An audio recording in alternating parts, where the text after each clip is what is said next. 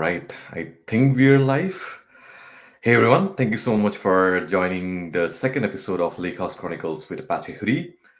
Um, Today, we're going to have yet another interesting presentation from the community, and we're going to go a little bit more deeper into demo and do a show and tell from one of our esteemed guests.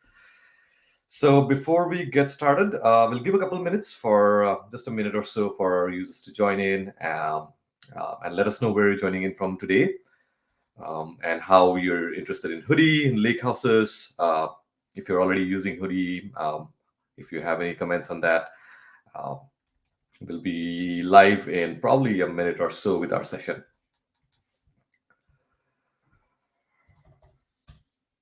All right.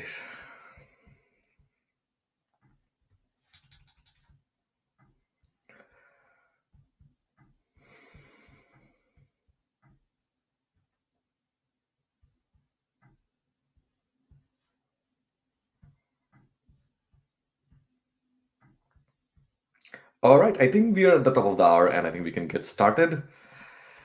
So, this new series with Lakehouse Chronicles with Apache Hudi, we will focus on everything Apache Hudi. That's the aim of the series. We want to make sure the community has a more better grasp on the content. We will have interview sessions with PMCs on what's coming up with the Apache Hudi. Do show and tell like today. We are going to do a demo today, but also of course like we will go over some of the critical topics over the time. And overall, the idea is to make things easier for developers and users to get started with Apache Hudi in their workloads.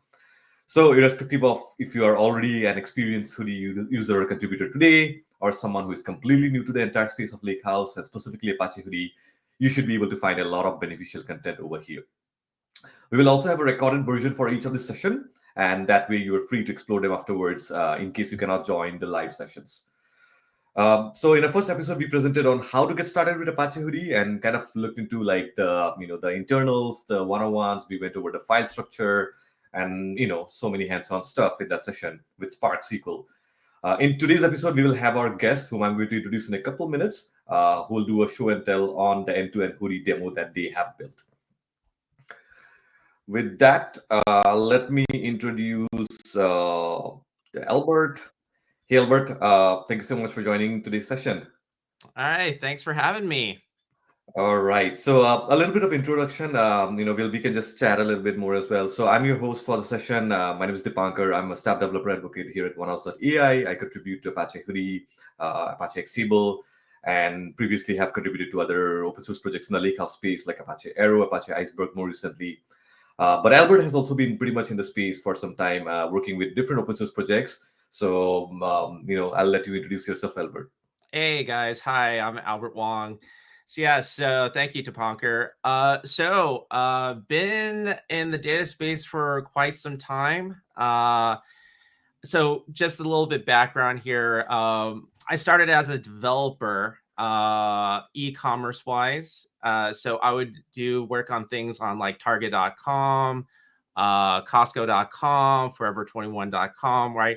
Building world's best checkout, right? So there's a thing called internet retail top 100. I probably worked on maybe the 10 of those 100 lists. And so eventually, as a developer, in order to grow up from and grow out from a Java developer, my manager said, Albert, you should go and try some of the stuff in the different roles that you have in the organization. Why don't you try to learn a little bit about infrastructure and learn about it a little bit data? So Sure. eventually it got pulled away. And at the time I was working for IBM. And then I got pulled away to join Red Hat. And they said like, oh, we got this thing called Docker. We don't know if it's going to be big. We have this project where we're working with Google called Kubernetes. We don't know if it's going to be big. Come on over. So I Right. was on the .1 release team for Kubernetes, right? And at the time, like even things like persistent volumes did not exist. Right. It was purely stateless from that standpoint. There was a time when now we're like version like almost close to, I think so, 1.20 something. I think I lost count of the number. Sure. Yeah. Right. So now all these features were all built on in. So I did a lot of work for Red Hat, and then obviously for object stores, because they had a project called Ceph, which was really popular. Also with along that space, integration software, the JBoss stack for Java, whatnot. And then I moved my career from Kubernetes to MongoDB, and then that's where I worked a lot on NoSQL solutions, right? Databases that don't use SQL, right? I'm still a big fan of Mongo because I really like JSON itself. I like its schema, right? I like that that it is the lingua franca. Like you can use JSON all the way on the front end to the integration layer to the data persistence layer, right? Makes it really, really easy. But what was funny is that after Mongo, which is OLTP in all given senses, right?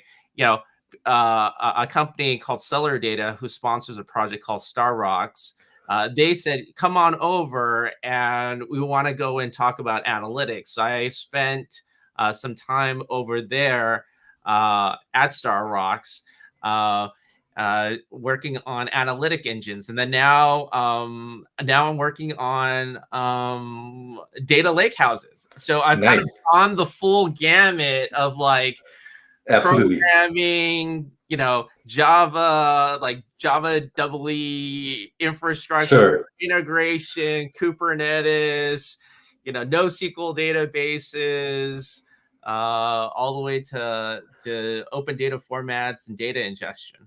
Awesome. Yeah. OLTP to OLAP to Lakehouses. I think it's a pretty natural translation, progression, if you may, like, right? So I think it's really great to have you here. And I think the community would be super interested to see what you have built. And I think it's a really good way to like get started, like with like Hudi and overall the Lakehouse space, understand a little bit of in the terms of like the different components from the ingestion part to the storage to the compute and whatnot. So super excited for you to be here. I'm just going to quickly walk through the community stats a little bit. Of course, Hudi and any other open source project is nothing without the community. And over these years, we have grown the community significantly. We have 19 PMCs, very diverse backgrounds, 36 committers, and it's kind of already growing in that line. Our GitHub engagement is well above 6,000 users. And, just in the last 2 years, we were able to answer, 5,000 plus questions in our Slack channel. So again, Slack channel is a great way for people to like be connected, like talk with PMC directly, get hands-on help. So would really encourage, and I'll put that QR code up next as part of our next slide. But overall, the community and the momentum is super increasing. We're happy to see that momentum grow, and that's why super excited to bring this new stuff in the community as well. So here is the QR link. If you want to join the Slack channel and be engaged and be involved, see what's happening, how people are even building lake houses, right, in production and those kind of stuff. But of course, give us a follow on LinkedIn. We are super. We are always posting about the new stuff that's coming out there, Twitter, LinkedIn, and our YouTube channel. Of course, this session will be recorded. So if you are not able to make it now, you have an opportunity to look at back at this particular session. So with that, I'm going to hand over to Albert, and I think Albert, do you want to share your screen, or you want? Or the thing is that we can just go until we get to the demo pieces, right? Awesome. So yes, so let's talk about the demo itself, right? So one of the things that I feel like as a data engineer is that it's great to work with Hudi, but realistically, we have to go from end to end, right? Sure. So we have to go all the way from, say, for instance, from a database. How do we get the data out from a database? And then ingest the data, write the data into Hudi, and then visualize the data in something like Apache Superset, or even query the data in something like DuckDB or StarRocks or any of the other, Trino query engines that are on out there, right? So I wanted to build is a complete end-to-end demo with Apache Hudi as the key point underneath, along with other pieces of the technologies, right? So let's go to the next slide, right? So we've built as a demo scenario here, right? So the demo scenario is that we are a stock trading firm and we want to see the data as it changes over time, right? So the general idea here is that we're using is the new modern architecture, which is separation of compute and storage, right? Compute, you get to go pick whatever, engine you want to go use. Storage wise is Hudi on top of S3, right? I know previous demos that were built were, at least to the community from that standpoint, was off of HDFS. Yeah. Love HDFS, but everybody's moved to S3. Like, sure, yeah. That's Let's go ahead from local. right? Yeah, Not just us, right? But if you look at like Trino, you look at all the other vendors who do it on any of the public clouds, they store all the data in an object store, right? Why? Because if you look at EBS costs versus S3 costs, right? $1 of EBS, it's like 5 or 10 cents for that same amount of data on S3. There right? we go. So just talking about storage, you're going to get a 90% reduction. Right. Absolutely. And I say like there's some portion of it because, there's some compression too in the Parquet format, yada, yada, yada. Right. But you're going to get a vast, like just changing storage will go and give you that. Right. And then the next thing too is that besides a little bit about the architecture, we wanted to show you some of the key features of Hudi itself. Right. So a lot of people are, a little bit, if you're new to Hudi, you might be confused about the cow and more tables, right? Cow is a little bit more simpler of the two table types. Cow is designed for read-heavy workloads. So the idea, just as a short thing, is that if you're going to go and insert, if you're reading data, right, it's great. You just read the Parquet format. The cow is just basically a Parquet file from that standpoint.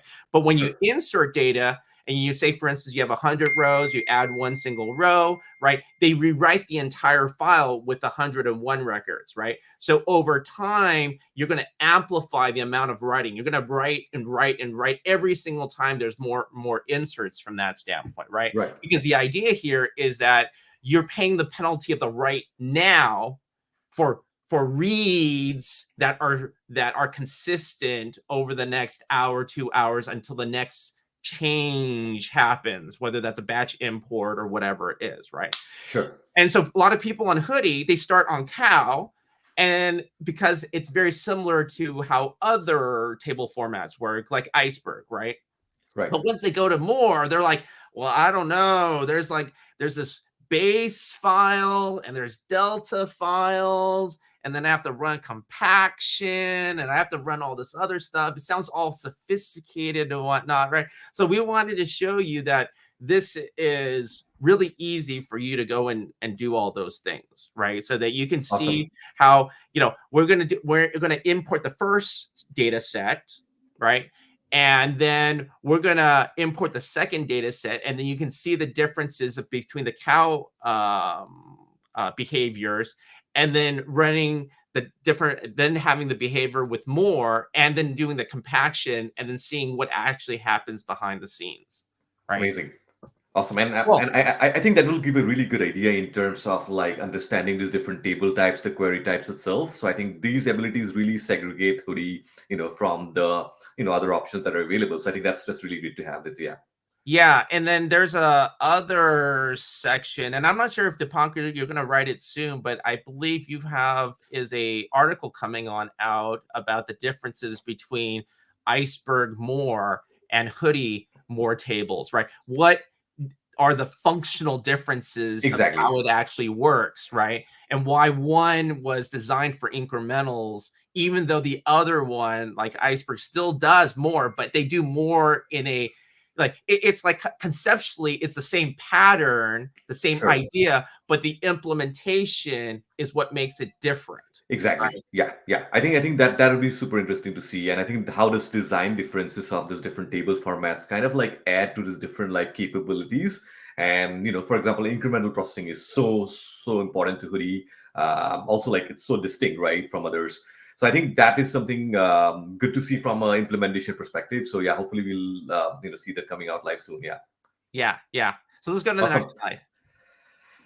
All right, so in this demo, you're going to see a bunch of different systems or components as part of the demo itself, right?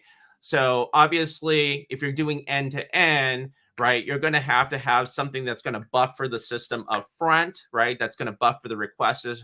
Why? Because you can do incrementals. You can do it, row by row inserts if you want to. However, if you want to do it at scale, typically people like batch every 5 seconds or every couple seconds from that standpoint. So that way you can gather maybe 1,000 records and 2,000 records, and then you can go and serialize that as one time.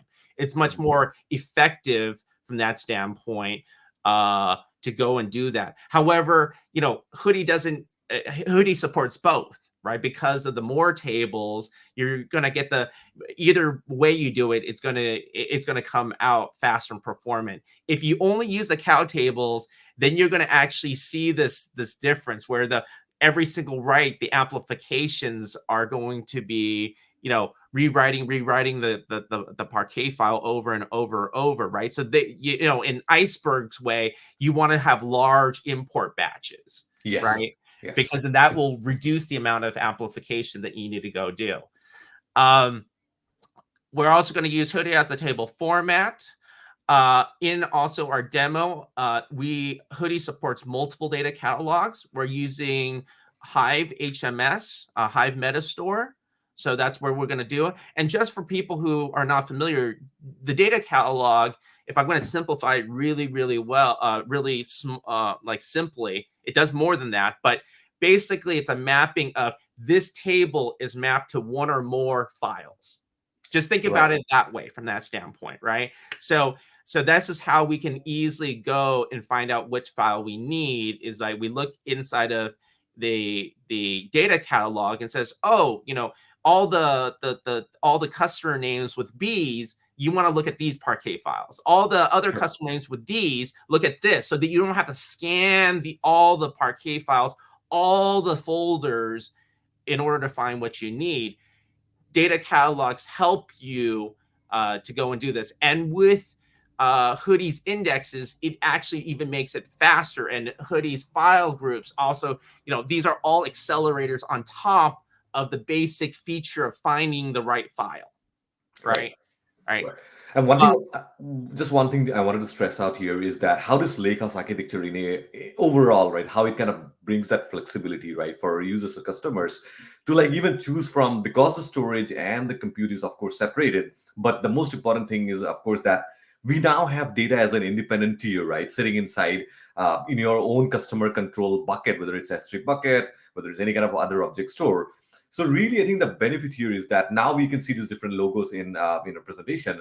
So it really gives that ability to like mix and match and choose the right choice of tool and weapons for your like workload and hit the right workload, right? So that's amazing. Yeah, so Dipankar, you bring up another good point, is that I'm not sure if how many people actually saw this year's Open Source Data Summit. It just happened a week or 2 weeks ago. And the lead for PrestoDB actually spoke for half an hour, and his pitch was talking about 20 years of disaggregation of the data warehouse, right? He had it was a really good drawing that he had that showed on up, and he says like, look, before there was DB2 data warehouse, and then there was Teradata, and as time has gone on up, they've broken out every single section, right? So, we separated compute and storage. And then within storage itself, we've now broken it out from like data catalogs to data formats from that standpoint, right? And he also imagines a future where even query gets broken on out. right? So that there's engines specifically for ingestion, engines specifically for data Yes, transformation, right. engines, only designed for query, or even, so that what happens is that you as the, architect or the system designer can go and says, I'm going to pick the best breed, because right now what you kind of see is that all the vertical integrated stacks like Redshift and BigQuery and also Snowflake, you have to do basically like ingestion, transformation, and query through their engine, right? Right, And right. with the support, of some of these data warehouses, now ingestion can be done in another system, right?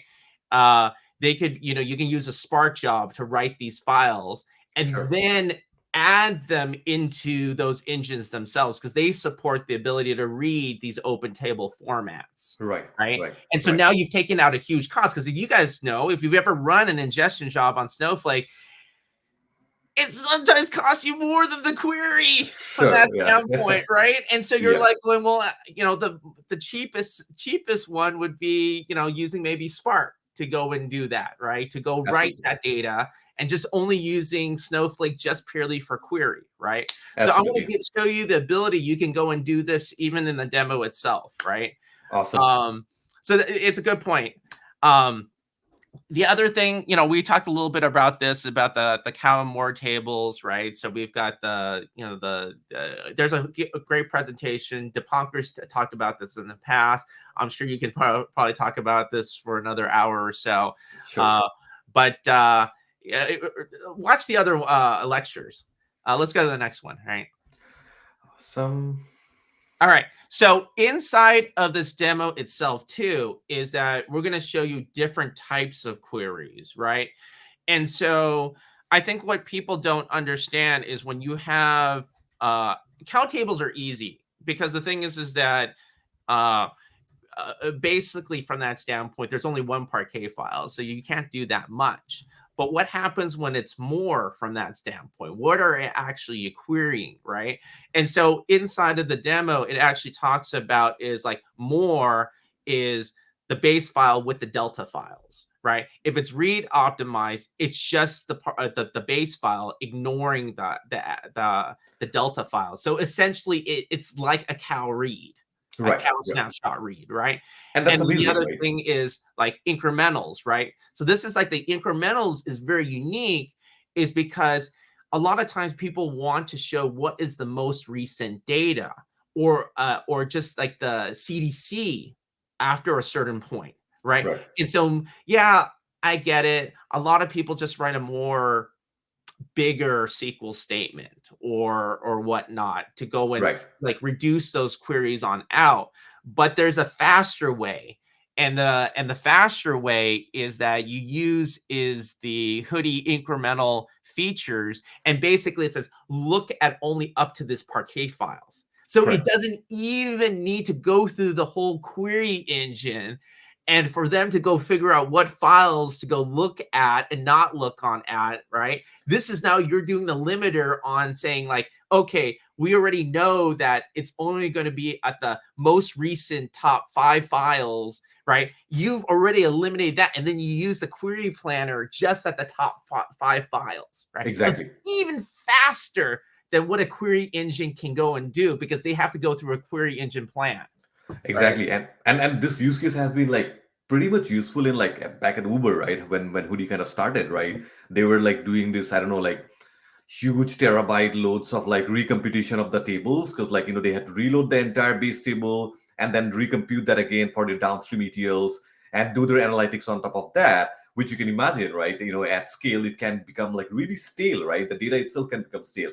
So that freshness versus like the latency itself, the trade-off, I think that's super important. And with the read optimized queries, for example, it's amazing to have that ability to like, okay, I don't need to get probably the latest state of the data. I just need to read more faster data, maybe. So that's another way to do it.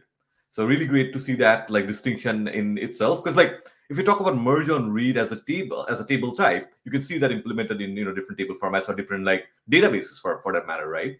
But what kind of separates here is, okay, do we have an option to even read and not think about the operational stuff that goes on with the compaction of merge on read table, right? Yes. So that is super interesting. Yeah. Yeah, it's super interesting because I think what happens is that you basically more is cow plus plus, Right. right? And the thing is, you get all the benefits and none of the penalties from that standpoint if you really Exactly. wanted to go and do it from that standpoint, right? And you can go and run some other stuff on top of it, which is like, you know, the query types itself also get supported by indexes. And so Right. so here that's the thing. Partitions is a poor man's index, Sure. right? Yeah. Like Yeah. this is the only option that we as data engineers had in the analytics space is, oh, we'll partition, partition, partition. Sure. And that's how we were going to reduce the amount of table scanning.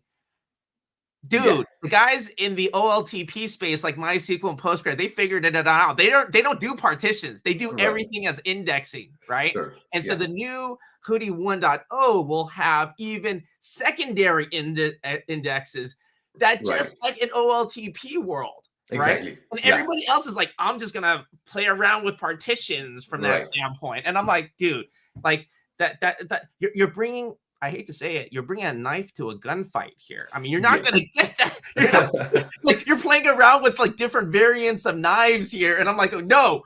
What you really want is an index. Like we keep on talking about it because that's all we've all only been given as partitions, and that's all Yes. what we have. But that's not like the most scalable solution, right? So, anyways, Right. we'll talk about that when the 1.0 officially Awesome. comes out, right? So Hudi streamer. This is something that I didn't know before when I didn't work on Hudi as much, right? But this is a great utility. Basically, it's like the way for you to go and import and write data in Hudi format. It supports almost every single type of format that is on out there, right? And to go help you with the ingestion pieces, right? This is better than the Kafka sync. The Kafka sync has only limited options. This gives you the ability to basically not just do is things like checkpoint, rollback, and recovery, but think on Kafka and a non-Kafka systems, Right. right? Right. And this to me is like it becomes a Swiss Army knife of importing data. So we're going to use this as part of the demo too. Awesome. All right. All right. So what is the demo itself? We're going to set up the data lakehouse, right? So this is going to be an S3 bucket on MinIO. We're going to write the first one. We're going to use KCAD. You guys know, if you're not familiar with it, it's basically a way for you to push topics into the environment. And then we're going to write some data into Hudi. And then we're going to write the cow table. We're going to write the more table using Spark. Next screen, right? And then we're going to sync it with the data catalog, right? So one of the big things, like I mentioned, it's not just, writing Hudi files is good, but, and writing Parquet files that support the Hudi is great. But what happens when you have hundreds of folders, hundreds of partitions, thousands of Parquet files? You can't just manage it from that standpoint. That's why another reason why you have to have a data catalog. So we'll register all those files into the data catalog. So now you can have that terabyte type of environment. Everybody shows me a demo that it's like a single table with a single Parquet Hudi file. I was like, this is not a real production data lakehouse. Real production data lakehouse is like terabytes of data. And there's no way, like I don't know if everybody knew, but there is a right size for a Parquet file, right? It's like it ranges between like 50 megabytes to maybe 200 megabytes. So you're chunking all this way up to terabyte levels. You're not just going to have a couple of files. You're going to have hundreds, thousands of these files, right? So please use a data catalog if you're doing this at scale. And then the next thing I'm going to go do is once that syncs to the data catalog, it's going to be in the Trino. We're going to query the Trino system. We're going to load additional data, and then we're going to show you some of the other query types. and then we're going to visualize this in the Superset. All right. So Awesome. enough talking. Let's show some stuff from that standpoint, right? Awesome. Once you bring your screen, I can like load it up and get Yeah. my. So let me get is iTerm here, right? So I'm gonna go. I'm gonna go to. So first of all, is that you're gonna clone this URL. Yeah, and Right. we can share. We'll share this link later on after Yeah, the yeah. session. And so there's a full instruction set here of how to get this all up and running. So don't be worried about that. But I'm going to go through all the basic pieces from that, right?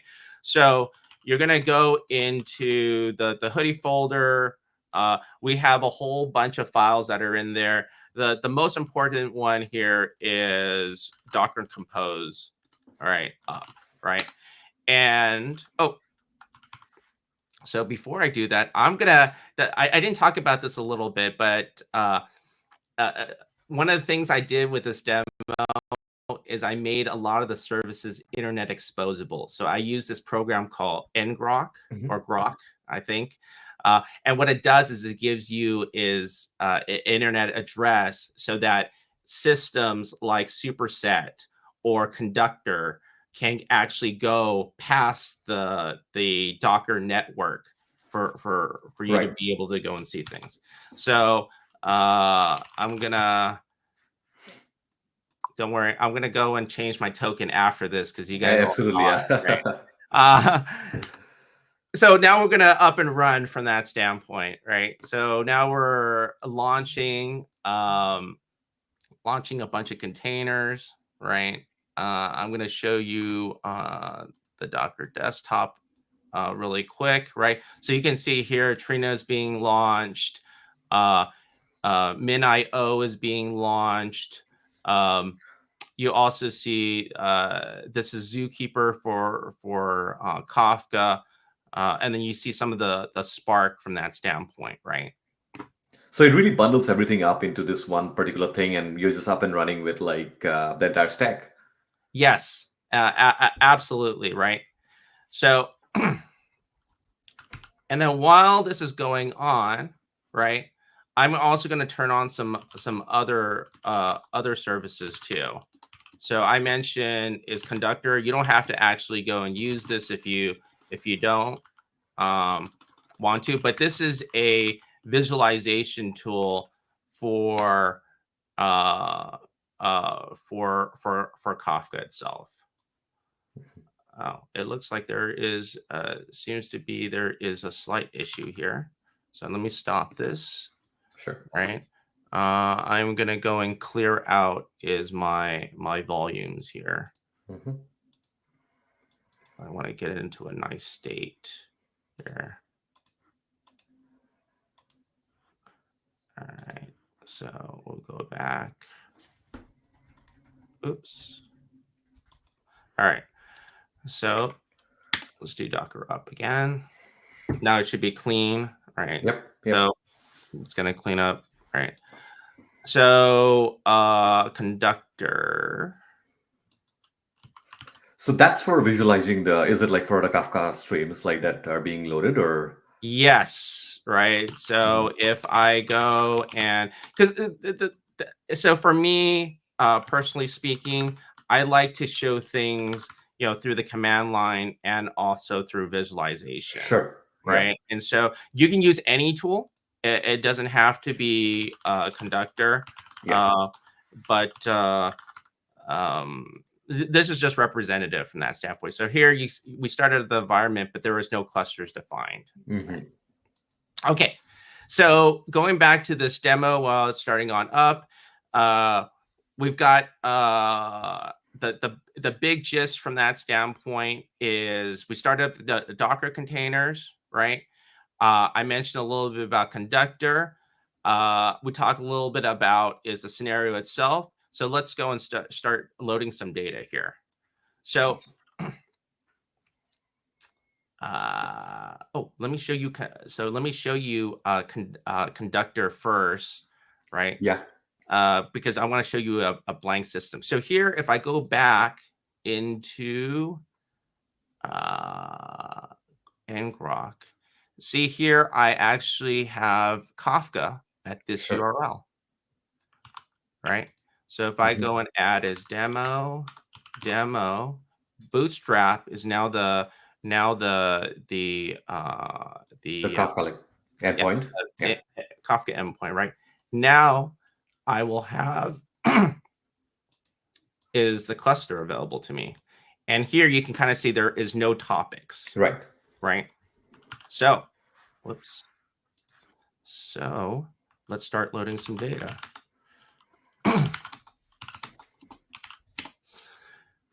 All right. So it says to log into the Spark environment, right? And I'm going to go and load some JSON here. Right.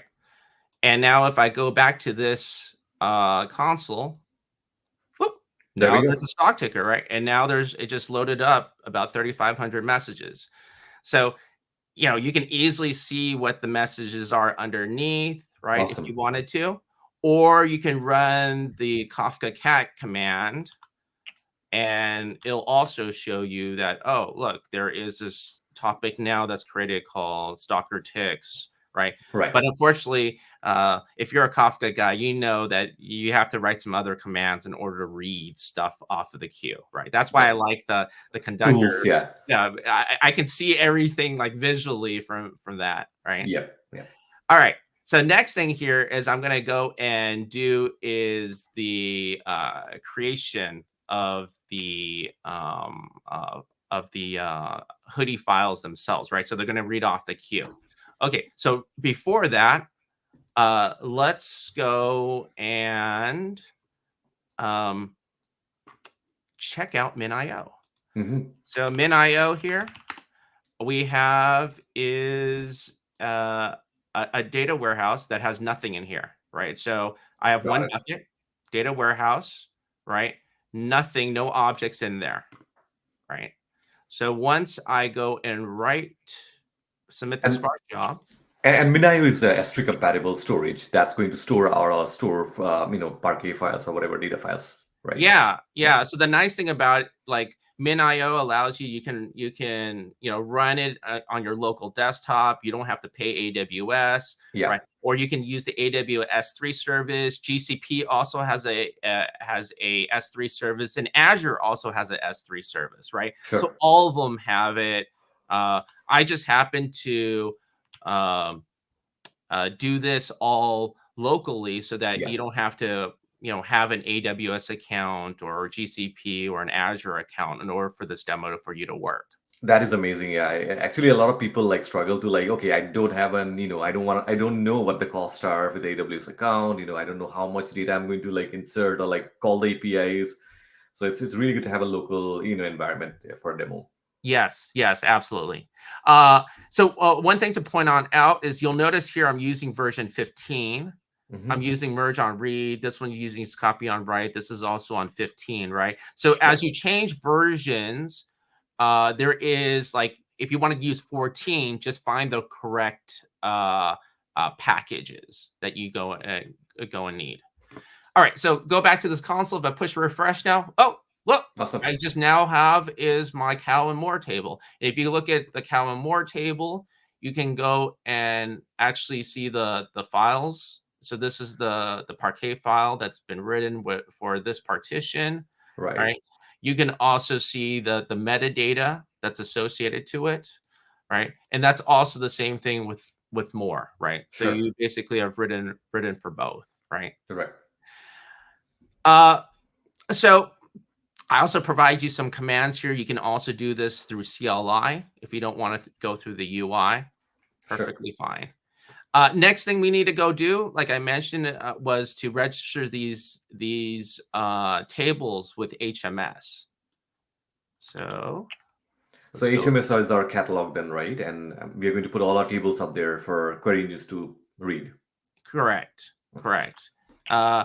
And one thing I'm gonna go and slightly modify here, and it's in the instructions, is to add is a new variable here, and this is just to help with the class path. Got it. I'm just gonna add this. It's available in the newer versions of Hudi. It just wasn't backported to 15. Got it.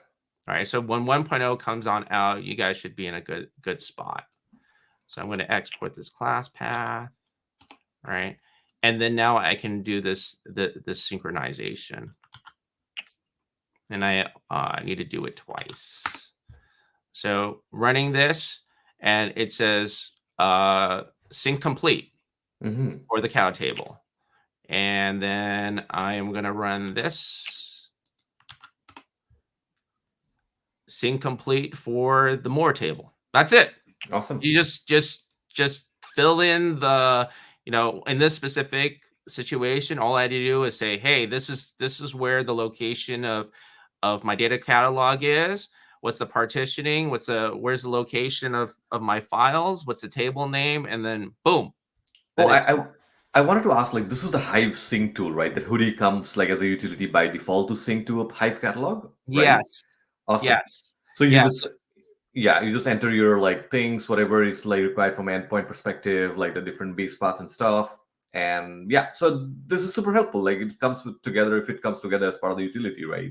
Right. You don't need any other system, or you don't have to manually do anything else from that standpoint. It's all provided. So you got HudiStreamer and the Hive sync tool. You basically have everything you need in order for you to get running from that standpoint. And we do have abilities to like sync up to other catalogs, like with different like Glue catalog and like other catalogs that are coming up as well, right? I mean, with this sync tool. Correct. So there is a page, I believe, on the Hudi website that tells you what are the various options, what are the other data catalogs that you can sync to. Let me just share that as well. Yeah. Wow. All right. So the next one here is that we're going to go and do some queries, right? So we're going to use some Spark SQL here. And so here yet again, we're doing 15, right? And you can basically, it'll give you the SQL prompt, right? And so here you can just do like show tables, right? And then you can see that there is the cow tables. There's also the read optimize. Remember what I said? It's just the Parquet files, and then RT is the Parquet plus all the deltas. Got right? it. Right. And so you can also see the partitions. We added some extra commands so you can actually see the partitions themselves, right? Which is here that it's shown, right? So if you want to write some queries, you just, copy and paste, right? So I think you guys will trust me if I say that the queries all work. So I'm going to skip to more of the more interesting things, right? So here you can see that it's Google and this response, right? Nice. So I'm going to skip a little bit and let's go to Trino from that standpoint. So Trino is one of the databases that Hudi supports, right? And there is a properties file to configure Trino. And I'm just showing you here is what the properties is. So if I just go over to that Docker container here, right? If I cat the file here, you can see it says like Hudi connector name is Hudi, and every single query engine basically needs is only two things: where is my data catalog, right? And where is my data at? Right. Sure. Now, in this situation, what I have is I showed you the example of Hive Metastore. So you just provide the URL, and that I'm also going to provide is the S3 bucket to min.io. So the endpoint here is min.io, and I'm using admin password, which is the passwords I set originally in order to get into MIMIO. But if I wanted to switch to AWS, right, it's the same two things I need. I need to know where's my Glue catalog and where's my S3. So obviously here is with AWS, they have a higher bar because they require security. So you have to provide is a access key and also a secret key, right? So you just plug it in the right places, and now Trino will then look for when it runs its commands, it'll look inside of AWS, right? Right. So let's run some commands here. So we've got this Trino environment. You just type Trino to launch it, right? And then if I go show catalogs, I actually have a whole bunch of other adapters here. So we have the Hudi catalog that's there. I can show schemas in Hudi, right? Hudi's in schema. And here we can see default and information schema. And I can go use the default, right? These are all just typical commands that a query engine is. Depending what query engine you're using, it's a little bit different, right? Then you go show tables, and see, I can see the same 4 tables that we did also in the Spark job, right? Same 4, right? So the nice thing about it is that Spark is pointing to the same S3 bucket. Trino, pointing to the same S3 bucket, right? So if the S3 bucket data gets updated, both readers get updated. Right. So no, zero copy. Data freshness is exactly the same. Right? Yep. All those benefits. Yeah, and they operate on just a single copy of data, which is amazing. And you bring in your different compute engine as you would like for your BI, for your machine learning based workloads. It really depends, right? So that's the best beauty of this architecture overall. Yes, exactly, right. And so this is the same select command that I ran on the Spark job. So this is the same one. Now I'm running it on Trino, and it gives you the same results from that standpoint, right? So I'm going to also skip a little from that standpoint, right? So now you know that, here's the way that you go for Trino, right?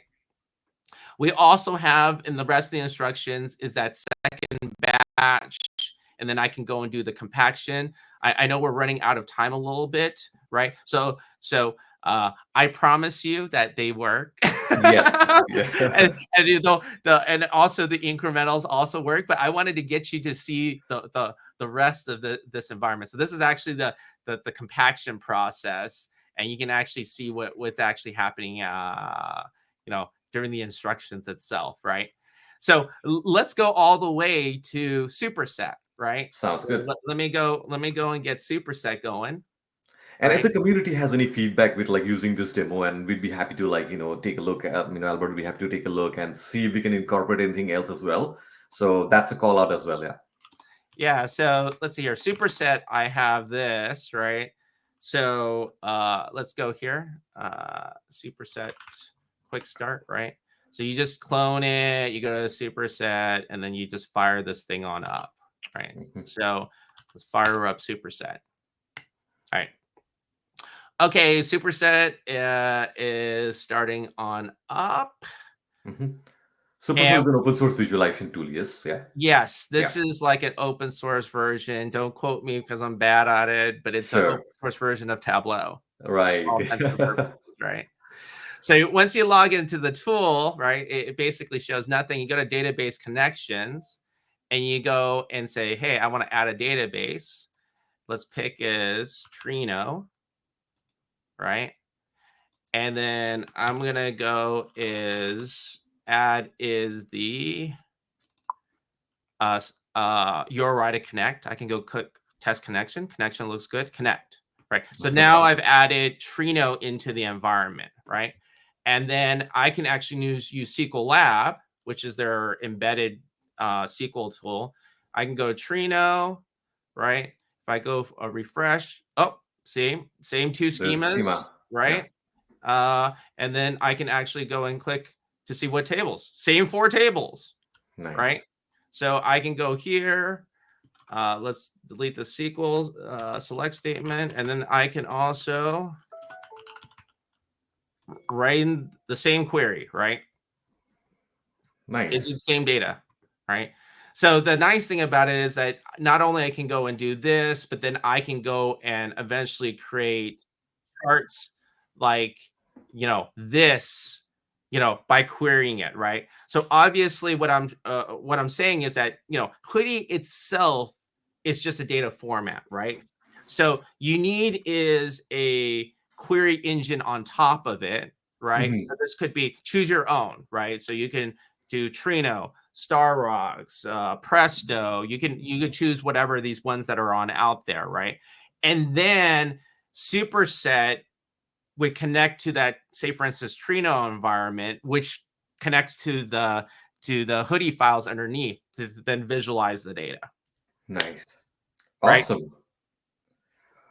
Well, this is super interesting, and the fact that it all like brings everything together, because like you talk about like Hudi, you talk about like the storage part, and you talk about the compute part, but also the ability to like, because in a realistic world, this is what is like looks like, and this is what happens.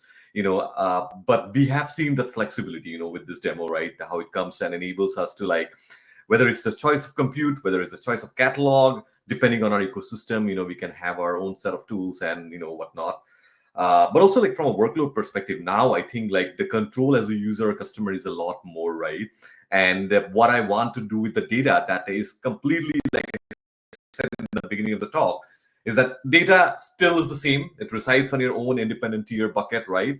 And you are just plugging in your different compute for your different workloads. So that's really amazing to see, Albert. Yeah. Yeah. And so, this is what I meant by end to end, because I mean, you can literally take this Docker demo and, make production versions of those various components and basically launch yourself, right? There's nothing in here where like I hid everything, right? So Right. you can see the configurations that I used in order for me to go connect. I even showed you how to even connect to AWS for even the data, like for Trino from that standpoint, right? You can Right. pick different versions of Hudi, right? The S3 protocol isn't proprietary, right? So there's multiple vendors that can go and support it, right? The Spark jobs itself, like I mentioned, you can change different versions if you want to. Just know that you have to kind of stay in the same version. Right. If you're going to go and if you're going to go write the data, then query it also the same, unless you're going to do the migration. Um, but essentially you can go and within, a couple hours, you can basically build your own Hudi data lakehouse pretty Absolutely. fast. Absolutely, and everything is open source here. There is not even a proprietary tool like or something like that. So that's the power, like to be honest, with these open source projects and communities, and we are kind of seeing that momentum grow, right, in the past like 1 year or so. So that's really great to see. So thank you so much, Albert, for taking the time. First of all, making the demo itself and making it easier, because I understand like being a data engineer in the past myself, like we hear about things, we talk about things, but then it's great as an engineer to like take something up, try it out yourself, see how it looks like, and obviously scale it up as per your obviously custom production workloads. How it looks like for your users, how many number of like concurrent users are going to be. That's a different story as a whole. But I think overall, this idea of like putting everything together really makes sense for the community, like to try out Hudi and everything around that. I'm going to Yeah. see if there are any questions around us. We are almost at the top of the hour, but we're open to any questions now as well from although it's more of a show and tell. I did want to ask, like we are going to see like as part of the demo itself, we saw like the full instructions, so maybe you can share like the repo itself, and that way people can share your feedback before we like add it to any of our like official documentation or such, right? Okay, thank you Yeah, so I much. think the Yeah. goal is that this will eventually show up on the Hudi hudi.apache.org website, right? Hmm. And that's our overall goal, right? Right. Also another comment too is that what people do ask me is like things like, well, okay, Albert, you showed me this. What if we have, you know, you know, terabytes and terabytes, right? And I said, like, look, most query engines right now, if you're talking about even single node, right, they can handle up to basically, I would say 10 to 12 terabytes pretty well with one node. Right. Right. It's when you get past this 10 or 12, then you gotta have to go and think about, hey, I need to go and have multiple nodes in order for me to be able to do that type of ingestion, right? Or I want resiliency, and because I'm providing a 24/7 service with no downtime, then I might Right. need multiple nodes. But this basic configuration here, I mean, you're good all the way up to 10 terabytes, which I think like is 98% of the data Sure. market from that standpoint, right? Right. And you Right. past that, then you get the obscene levels to like zettabytes from that standpoint. And there's going to be some other things that's going to be done, right? The other thing, another person would say, "Oh, well, Albert, okay, so what are other edge things in this demo?"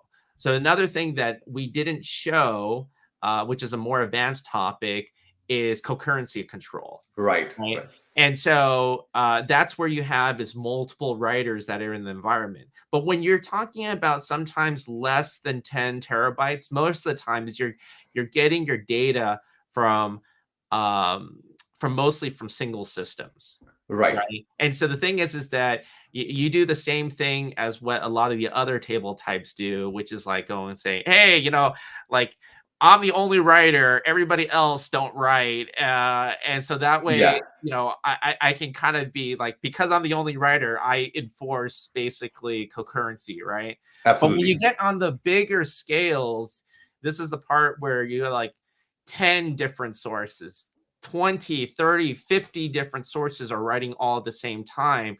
So concurrency matters a lot, right? Uh, Absolutely. it's not a simple thing to go and configure. Uh, and so this is where I think, this is the part where I tell people like, look, if you configure this wrong, you're going to have writers that are going to go and blow up your parquet Sure. files, and your Right. metadata will be all out of whack, right? So These are, you have a good backup plan? Do you have like what's your blast radius? Like now yeah. you screwed up the data lake for 10 different teams, 20 different Right. that are using it, right? So you have Exactly. to be careful with this kind of like we give you the ability, but with great power becomes great responsibility, right? And these are just the right considerations that anyone would like to like make sure before they productionizes like any kind of lakehouses for that matter, right? Concurrency control, how this table formats implement ACID-based transactions, those guarantees that were initially lacking in this data lake environment, and how we kind of started with the motivation. So thank you so much for that. Those considerations as well. Just wanted to like lead our viewers to our Hudi documentation page just to end the session here. Apache Hudi.apache.org is where you will find pretty much everything Apache Hudi. Um, and we are open to any kind of feedback as well. As an engineer or like people who like to like look into stuff and read themselves, I'm super interested like into getting that feedback and bringing it back to the community. So docs section is something super. We have organized it in a very like logical lexical ordering way. You have the Spark quick start, you have the Flink quick start. Now we're going to put the Docker demo over here. We already had something, but we want to make it more robust, more agile.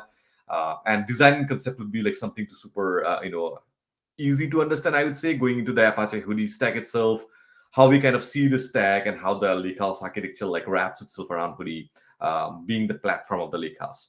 So that is all we had today. Once again, Albert, thank you so much for putting all of this together, putting the slides together. The demo is like really amazing. Like I myself have tried it out, and it really like gives me the scope to like touch and like get a feel and get your toes out there. So really, thank you so much for those contributions, and I hopefully in the future we're going to see more like additional stuff coming up as part of this particular series that we are bringing up. So stay tuned for the next ones, and we'll see you next time. Thank you so much, Albert. Have a All good one. right, thank you for having me. All right, bye. Take care, guys.